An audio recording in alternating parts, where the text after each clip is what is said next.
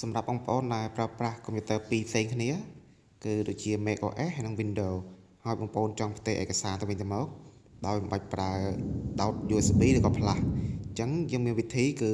បងប្អូនគាត់ download កម្មវិធីមួយដែលមានឈ្មោះថា LocalSend ដូចបានឃើញក្នុងវីដេអូនេះអញ្ចឹងហើយនេះគឺ LocalSend នៅក្នុង Microsoft Windows អញ្ចឹងយើងបើកវាមកអញ្ចឹងយើងមានពាក្យ Receive ហើយនិង Send អញ្ចឹងខ្ញុំយកកន្លែង macOS MacBook ហ្នឹងគឺខ្ញុំផ្ញើ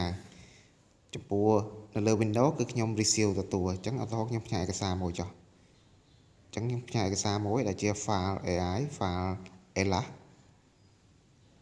អញ្ចឹងខ្ញុំគ្រាន់តែតម្លាក់វាចូលមកហើយយើងឃើញឈ្មោះ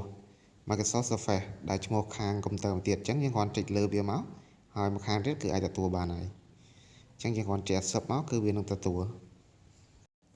តាមរយៈការផ្ញើឯកសារនេះដែរយើងមិនត្រឹមតែផ្ញើពី Mac ទៅ Windows បានទេយើងអាចផ្ញើពី Windows មក Mac ក៏បានដែរ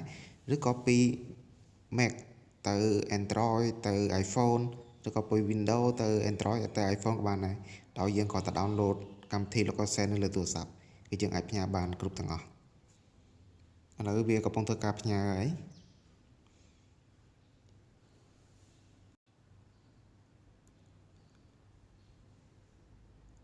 បាទពេញហើយបន្ទាប់ទៀតយើងគ្រាន់តែចុចដានមក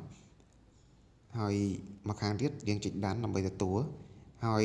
ចំពោះ file នេះដែរគឺវានឹងចូលទៅក្នុង folder download អញ្ចឹងយើងទៅបើកមើល folder download របស់គ្នាតើវាបានចូលឬនៅអញ្ចឹងខ្ញុំសូមទៅការបើកនៅលើ folder download បាទគឺយើងបានឃើញ file ហ្នឹងហើយគឺយើងបានទទួលហើយ